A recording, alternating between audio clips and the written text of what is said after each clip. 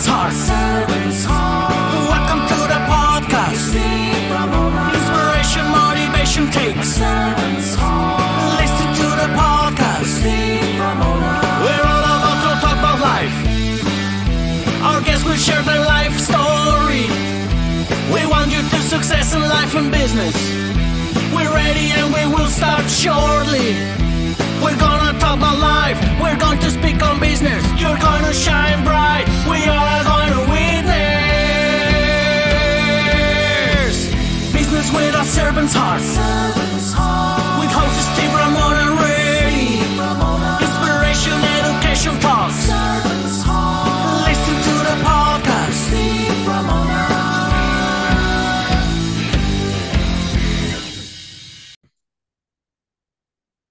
Welcome, everyone, to Doing Business with a Servant's Heart podcast. I'm your host, Steve Ramona. I am so thrilled to have you join us today. This podcast is dedicated to exploring the idea of doing business and living life with a purpose, serving others, and yes, achieving success. We all need success in our life. It's actually kind of fun, too, to be successful. We believe that when we approach our work and our lives with a servant's heart, and the key there is work and lives, we can truly make a difference and a huge impact. We create this show for you because we want everyone to be motivated, inspired, and educated to make that impact in your world. The key word is your. Don't try to change the whole global world right now. If you all change our little world, the big world will fall right along with us. And whether you're an entrepreneur making millions and millions of dollars a year, a community leader, or simply someone looking to bring purpose into your daily life, we're here at this podcast to support you. My guest is so incredible. Pull your paper and pen out because you're going to want to take notes because he aligns with me so well. And by the way, this is part 2, so I'm even more excited. I want you to think about while you're listening today or watching, how you're going to serve today and what impact will you create today. Create a service impact, and boom, guess what? Do it today. Don't wait till tomorrow or next week. Let's start today. I want to thank my phenomenal partner, my sponsor, Pantheon Alliance. Imagine being part of an exclusive community of high-income, successful business owners and entrepreneurs from diverse industries to help grow our referral marketplace and a thought leader expertise platform to change the world. If you'd like to learn more, please reach out to me and I'll get you all the information on the Pantheon Alliance. With that being said, impact, the combination, the collaboration of faith and business is so important to me. And to be honest, this podcast, Doing Business with a Servant's Heart, came from the Bible of serving. What did Jesus do when he was on this earth? He served as much as he can. My guest today is going to talk about how to align those in an incredible way. Dale, welcome to the show. Well, thank you so much. I'm so pleased and so honored to be here. I should say Coach Dale, because I love that name, because you are a coach. Let's talk about that, because we talked about it before in the green room, business and faith and aligning those. Why is it important, and what's your mission with that? Well, yeah, the thing that I say is that there's a lot of power when you align your faith and your business, and when you align your whole life, and when you get everything moving in the same direction. There's just so much power involved in that. And so that was really where I started, was how do I make these put together? I've been around the faith at work area, genre, whatever, for probably about 10 years now, something like that. And I've been playing with a lot of different people in those areas. I'm on a couple of boards, helping out other people and things like that. Okay. But really, for my own coaching business, I wasn't as aligned as what I should be. And so I'm actually going through a little bit of an alignment process with myself and my brand right now to get it all straight. And so when you look at the power of aligning your business, I really say there's 4 big areas that's the real big reasons why you would do that. Number 1 is you get a fulfilling life. Okay. Actually, number 1 is you get better business results. And number 2 is you get a fulfilling life. So better business results, a fulfilling life. Number 3 is peace and joy. And number 4 is clarity in your whole life direction. And I'm sure we'll dive into each one of those as we go along. Well, I'm in. I'm raising my hand because what I didn't know this about, and I've known you a while, and this is why I love doing these shows. You learn more about people. You've been doing faith and business for 10 years. I'm going to say, obviously, it's been successful. Yeah, absolutely. I mean, the organizations that I've been, they've been growing, they've been thriving. Faith-driven entrepreneur, follower of one, um, G7 networks, H7 networks. They're all things that I do as part of what I do that brings the faith and business together. It's a question I hear a lot because I'm faith-based. I'm not hiding it from anybody, and I don't want to. Is can it be successful? And Oh that's why I yeah, asked that. Yeah, it's ab- because they don't want to absolutely. take that step, Coach Dale. They don't want to take that step. Like, oh, I'd love to, but I'm doing $1 million a year. I don't want to lose all my revenue because people run away from me because I bring faith into the business. There's not that many people that run away, and the people that run away probably are not in your audience anyway. If they are, then it's probably they're holding you back from even greater results. Okay. It's just one of those things that when you get in alignment with yourself, when you're your truest self, your highest self, that's when things really start moving and start motivating, start really encouraging other people. And remember, it's not that we're doing this necessarily for ourselves, but we're doing it for God's glory anyway, right? And so when we do it and work for God's glory, it doesn't matter whether our bank account's huge or not. What matters is, are we storing up those kingdoms in heaven, those Yeah, treasures God. in heaven? Yeah, I call them God currency. Every time you serve, it's God currency, and that's well said because it's like a newsletter, not the God newsletter, but somebody unsubscribes. That's okay. They're not a fit for you. Just like that, the people that are fit are going to be a strong fit. Um, man, I love this. Dale, this is so awesome. Let's go over those. I call them pillars, but those four things that you mentioned. Let's go over each one and the power of them. Okay, great. First pillar is better business results. Okay. First of all, when you get focused on where your business is going, when you're truly serving with a servant's heart type of thing, your business thrives. Okay. I've Mm. got a couple of examples. I'll tell you just a couple of quick stories. One was my current VA. When I first started working with her, she was a magazine publisher, and she had self-published 16 books, and she thought she was a writer publisher, right? But she was burnt out. She was frazzled. She just said, I can't do this day in, day out anymore. Something's not working right. I'm not following God's will. So we worked together. She actually changed her whole direction. She shut down the magazine company. She started this virtual administration business, and she was fully booked in 30 days with no advertising, just from word of mouth. Okay. That was the first start. That was 5 years ago, over 5 years ago. She's now got 30 clients nationwide. She's got a team of like 16 or 18 people that are all working for her part-time, all 1099 employees, whatever, right? And that has just completely turned her around. She is now focused on serving in another different way. She's actually trying to take herself out of the day-to-day business Yes. and get more into helping women in particular in recovery and in getting out of situations, whether those situations involve drugs, alcohol, domestic abuse, whatever. So she's really got a heart for people. Matter of fact, I'll just throw in a plug. Her name of her program is Safe Heart Connections. So you can look that up on Facebook or LinkedIn or whatever. So Safe Heart Connections. She's big on YouTube. That's another good place to see it. So, but she's great, and I still coach her. I still pay her as a virtual assistant. So, we got a really good relationship going on. And then the second guy, it's a guy that came to me here recently. It was actually after a different podcast, but he heard my podcast. He said, I really need a coach like that. He was a nurse, okay, and he worked in the VA, and he got interested in coaching. He'd already taken some coaching courses and such like that. And he had this plan, he had this idea. I want to someday be a coach, a successful coach out there in the world, helping people with their health and with their emotional health and with their physical health. Okay. And so we put together a plan. Now, he's a young father. He's got a heart for fathers in particular. Okay. And he wanted to do it in the right way. Well, as a nurse, he wasn't making the impact he wanted to make, but they offered him a promotion. So now he's a coach, a health coach for the VA. And he's getting to use his coaching skills and build up his coaching hours. He's going to really impact veterans in a very positive way. He does things like acupuncture and other things as well. All right. So he does a whole lot of things, Yeah. but his heart is for fathers. Well, we got a big roadmap put together for him that eventually he's going to get to that being a successful coach on his own, being an entrepreneur and all that sort of stuff. But the time's not right.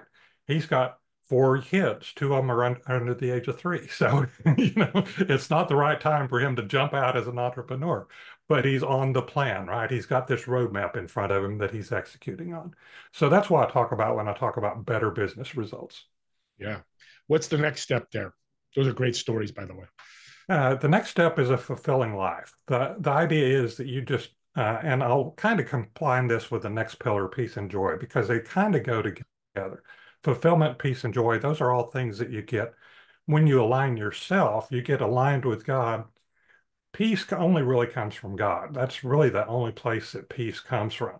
So if you're in God's will and if you're following his steps and following his direction for your life, Jeremiah 29:11, I know the plans I have for you, says the Lord. When you're following that, you have that peace. Even if everything else around you is falling apart, you can have that peace. That's why some people can go into situations, and like my brother had a son who died in a car accident about 8 years ago, I think it is. But he's got that peace. And so, walking through that grief and that despair and that, parents should never bury their sons, that type of thing. But I could see him and I could say, okay, it is well with his soul, right? He has that peace. He has that joy. Joy is not happiness. A lot of people get that confused, right? But happiness is fleeting. I think it was C.S. Lewis that said, I don't recommend Christianity because if I wanted happiness, a bottle of port could give that to me, right? Yeah. But, Sounds so but true. I'm not going to get that joy, that deep-seated joy that exists where the happiness comes or goes. Yeah. And but shout out C.S. Lewis, one of my favorite Christian authors. Shout out to him. He's unbelievable. So, audience, if you're interested, look him up. He's fantastic. And then the last pillar I think I love the most, I think to me is the most, they're all important, but to me is the most important, awareness and clarity. Yeah. Clarity, you don't get clarity just dealing with the world because the world throws so much chaos at you, right? 4 Disciplines of Execution actually calls it the whirlwind, the tornado. It just happens. Things happen. If you don't schedule, if you don't get clear on what is really important, what is really the priority for you, getting that clarity around your life direction is so important. And that's why I talk about when I mentioned that roadmap with that father-centered client. You have this roadmap. You know where you're going. You know where you want to get to. Now the path is going to change because the path always changes, right? But that's where you come in and you say, all right, my goal is to get to this point down here in the future. What do I need to do today to take a step in that direction? Just like you were saying, figure out how you can serve today and go do it. Yeah. Indecisiveness is, I said this on a show last week that I was on. Indecisiveness is almost as bad as COVID because you don't make a decision as an entrepreneur, business owner, it could put you out of business pretty quickly. And it's hard concept to get, but that's where clarity and awareness allows you to make those decisions. So somebody's listening, Dale, and loving what you're saying. I know for me, if I was an entrepreneur listening, what would be my first step, that first action I take to bring faith aligned with my business? Well, the first step is deciding that you want to do that. You have to look at the benefits, the potential benefits. You'll have to look at the risk, just like every entrepreneur has to do those things, right? But you have to decide, is it worth it? If you can't decide, and that may be where you are now, go do some more research. There's tons of videos from Faith Driven Entrepreneur out on YouTube or whatever. You can see all the stories there. There's stuff in Right Now Media if you want to check them out. Right Now Media, most churches have a Right Now Media subscription, and so you can get a subscription there for free. You can check out the stories there. There's plenty of resources out there. I've got a few on my website and such like that as well. So you can come check me out or whatever. But there's lots of reasons why getting that clarity in your life direction is really going to be very useful. for myself, what was really useful for me is it kept me away from the whole shiny object syndrome. Where entrepreneurs have this thing, oh, this is the latest, greatest thing. I need to go chase that. Well, no, you don't need to chase that. If chasing that is going to take you away from where your roadmap says you're going, then you're not headed in the right direction. And so that helped me eliminate a whole lot of that shiny object syndrome. Yeah. Now that's well said. I just was mentoring a guy this morning. That's every 3 months he's putting up a new opportunity. I'm like, are you doing well with this? Oh, I'm doing this. I'm like, be careful, because that shiny object syndrome, you could jump in and start sharing with others and start destroying is not that word, but having a problem with your inner circle. Mm-hmm. Yeah. And we want to be careful. We want to build those relationships. We don't want to tear them down by throwing all this stuff out there. I love that you said that. Yeah. In regards to entrepreneurs, it's easy. You make the decision, faith, great, I'm going to align my next steps. But what about the small, medium-sized business that might have 5 to 100 employees? Okay, I'm the owner founder. I want to align. How do I get the rest of the team aligned? Well, that can sometimes be a little bit tricky in something that size, Mm-hmm. 5 to 100. There's five. Let's break it up to 5 to 10 and 10 plus type of thing. Okay. Yeah. Because when you get to 10 plus, there's a whole lot of HR laws that kick in, and you got to be very careful about how you do stuff when you do that. So I would definitely recommend an HR consultant or something if you're at that 10 plus level. Just because so many state laws, so many much working remotely and all that sort of stuff anymore. I'm not an expert on that. I know some people that are. I can introduce you or whatever. I'm sure you know plenty of them. So, that 10 plus, you got to be careful. But up to 9 employees, that's a little bit easier to deal with. First of all, do what's right. Okay. Do what's right. In other words, don't kick anybody out because they're a non-believer, okay? And don't ostracize them. Don't keep them out of the loop or whatever, okay?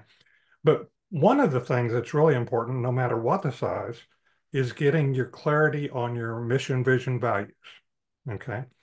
And I look at that from both a personal and an organizational point of view, okay?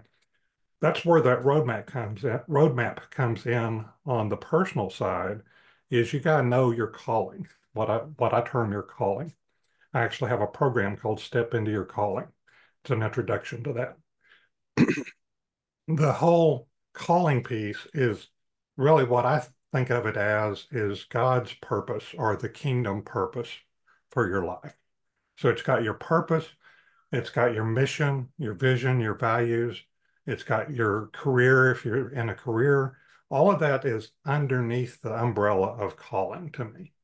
Okay. So knowing your calling helps you build that roadmap. That's one of the first things we do is figure out what your calling is. Let's build a roadmap so you can get there. Okay. Yeah. That's on the personal side. On the organizational side, how do you do that for your organization? Well, there's multiple ways to come up with mission, vision, values in the organization.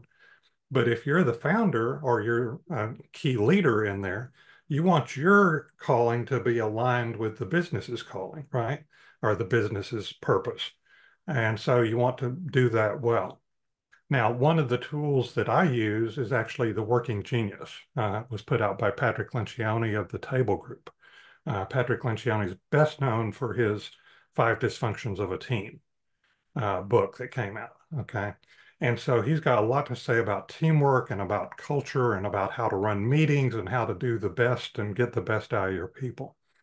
And so one of the biggest things that he talks about is vulnerability-based trust.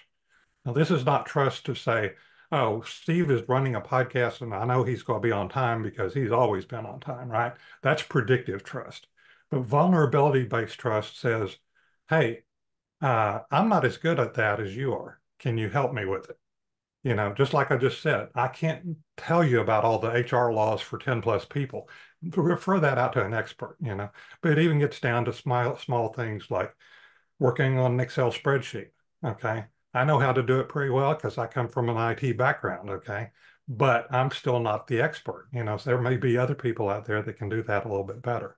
And I need to go to them and say, hey, you can do this better than I can. So getting back to the working genius, that's a pretty low cost assessment that you can get either through the table group or I can do it. And you actually can put your team together in such a way that you understand how work is getting done. So working genius is more about how you do the work. They say it's 80% productivity, whereas a DISC or a Myers-Briggs or even a Strength Finder type assessment, those things have a lot of personality involved in. Yep. Okay, but this is productivity, how the work gets done. And it says there's 6 types of work, 3 that are kind of more mental and 3 that are more physical or actually producing something. And knowing which types you are, and you can be any combination of those 6 types as a genius. You have 2 geniuses and you have 2 frustrations. You have 2 that you just absolutely don't like to do. And one of those for me is tenacity. Tenacity is the get everything done in a timely manner, get the job completed, get it out the door, that type of thing. And so that's why I use a VA team. I turn that piece over to them. Okay. And so when you're looking at a small company, especially like up to 9 people, knowing how everybody works together and knowing where your holes are is very critical. So you put all that pieces together, you get a business that's aligned totally, following their purpose, their end goal, their roadmap. That's where you get a whole lot of those better business results. A lot of messages in that. Oh my God. First, the vulnerability trust. Love it. Because my dad used to say in the 60s and 70s when I was a kid, don't recreate the wheel. You're not going to try to do all the VA work. You have a VA do the work. You have time to do what's revenue generating, which is productive. The other part I love what you said was not everybody's going to be in line with it. Don't ostracize people if they don't have faith. Because I'm going to say it again. I love what you're doing because you're actually with faith changing the culture of the company, whether they believe in faith or not. The culture is better, better employees, better managers, better owners, better business. Correct? Exactly. Exactly. I mean, it all starts with the foundation, right? Yeah. Yeah. No, it's good because that's the thing. And I love how you answer. I know it was a long answer, but I could go back to people that are listening going, oh, I could do that. Jenny's not a faith believer, but she's an incredible employee. I'm just going to keep building the culture of serving, loving your neighbor, all the decrees from God and the Bible and using that. I love it. You know, you have a question. I'm going to switch gears really quick. What's your word of the year and decade? I'm curious because you gave me that question. What is that? My word of the year this year is gratitude. And a lot of that comes from the song by Brandon Lake, Gratitude. And I play that song almost every day just to remind me I'm thankful for just even being here. Okay. I'll tell you, this has been a hard year physically for myself. It's been a hard year for some of the people around me. I had a picture of 3 people that I took back in 2017, I think it was 2017 or 2018. One of them has died from a brain tumor. One of them has Lyme disease and is not doing very well at all. And here I'm complaining about the little physical things that I've gone through, right? Okay, but it's minor compared to that. And I'm the oldest of all of them. Yeah. So, Yes. so it's like, I'm just grateful to be here. I'm grateful to be doing the things that God has placed on my heart to do. So Amen. that's the gratitude. My word of the decade, though, that was something that, everybody talks about word of the year. I thought the word of the decade might make a lot of sense. But my word of the decade is calling, because my calling is to inspire calling. My calling is to get everybody to have the same level of intensity and the same level of drive to go after their calling, their purpose, their mission, their vision, their values. I want everybody to be on that boat because that's going to turn the world around, like you were saying. Well, I'm glad I asked that question because as you're talking, I'm thinking of COVID destroyed both those words. People are not looking for the calling anymore. People's gratitude is like you said, things are happening in life. It's like, oh, I lost my friend to COVID this and that. I'm alone. All that stuff we don't need to go over. I love it because we need to get back to gratitude. We need to get back to our calling, whatever that may be. So I'm glad I asked that question. And on a side note, Dale, I'm with you. I just got a call 2 days ago. Guy I used to network with, 40 years old, died on his couch. They found him 3 days later. We just don't know. And God gives us a certain amount of time. Do what you're doing, bring faith or whatever, bring value to people, faith or not, and you're going to do good things. We're coming to the end here. This flew by. I kind of knew it would happen, and I forgot to look at the clock and go, okay, we better shut this thing down, and which is why I love having you on. But I got a fun question I want to ask you. So you've reserved the table at a restaurant. It's a table for four. You're obviously going to sit in one chair. The other three seats, who are going to occupy those seats, dead or alive, why, and what food would you order? Okay, good. Well, Jesus would actually have to be number two in the seat there. Just there's no way to not have him there. I'd really like to have probably Isaac Newton as one of the other ones, just because I've got such a scientific bent. I think for that time and everything, culturally, he would have got along with Jesus, so there wouldn't be any fighting or throwing bread rolls across the table or anything like that. Uh, and really, for right now, thinking about the gratitude, I think the other one that I would love to have is my wife, Kayla, just because she would so enjoy both of them as well. She was a STEM teacher, science, technology, engineering, math. She taught it all. And she would just love being able to, and she's more of a Jesus lover than what I am. So Wow. she would get along well with them as well. What would we eat? Gosh, well, Kayla is such a good cook. I'd probably let her do the catering of it or whatever. And one of her best dishes probably is Greek. I think it'd fit in really well. So Mediterranean, Eastern fare, Greek fare, that type of thing. So dolmas and Greek salads and things like that. Lamb, probably rack of lamb, maybe something Yeah. like that. So yeah. Well, we'll change the scenario. We're going to have a table of four at your house. Your wife Okay. gets to cook the Greek, and Jesus and Isaac Newton will be there. Jesus is the leader of the pack. Crazy enough, Lincoln's right there behind you. I've done this many, many times, this question. I want to ask you, because we talked about faith, what's the first question you would ask Jesus? First question I would ask Jesus. I know it's a tough one, but That's a I'm always tough one curious. because there's so many questions I believe I'll want to ask once I get to heaven, and I believe that they're going to be irrelevant once I get to heaven. So it's kind of like, I'm not sure if I even really want to do that. I would probably just ask him, um, how much, when you were here on Earth as a human, how much did you really know about what was going to happen, and when did you know it? That's a great question. Oh, I didn't even think about that. Oh, great question. Wow. That's why I love that question. It just stirs up something. And we could talk all day about that, but we don't have time. How can people find you and support you, Dale? Well, they can find me on lots of places. I'm on Facebook, LinkedIn, the web. So web is coachdale.com. I actually got that domain back in 2009 and I'm not giving it up. So coachdale.com will get you to me. LinkedIn, my username is at Coach Dale, so you can find me there easily. Facebook, unfortunately, there's a Coach Dale that's a musician in North Carolina or something like that. So you have to look up it. And it's actually Dale Young TEX because I'm in Texas. So Yeah. at Dale Young, Texas, or you can find Coach Dale Young on Facebook as a business page. Either way, Oh, something like great. that. Audience, support him, reach out to him. If any questions all faith, he has an incredible heart. He's a servant's heart. That's why he was on. He will answer those questions. And it might be just one question you need to springboard you. Me and Dr. Coach Dale, Dr. Dale, Coach Dale, I think you're a doctor now, would be excited because that's what I love about these podcasts.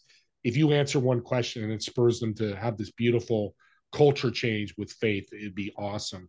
And don't forget my TV show, Together We Serve, every Friday, 2 p.m. Pacific, 5 p.m. Eastern. You'll find it at e360tv.com or Apple or Roku. See my big old head, but you'll on your 70-inch TV, but you'll probably look at the guests more than me. But it's a fun way to connect with people as well. And as always, I got one more thought. When you comment on the YouTube, I will get those comments today. I know a lot of you want to hear this show because I told them I'm going to have faith-driven show. Comment or reach out to them or reach out to me because I want to connect you. It's really important to me because I think this is a game changer for business, and I'm behind Coach Dale 100% in doing this. So do that, and let's get you growing and more value and being a better servant of God. Sounds like a great thing. I'm all in for that. Me and Coach Dale, thank you so much for watching and listening to this episode. And we look forward to seeing you on the next episode of Doing Business with a Servant's Heart. Have a great day, everyone.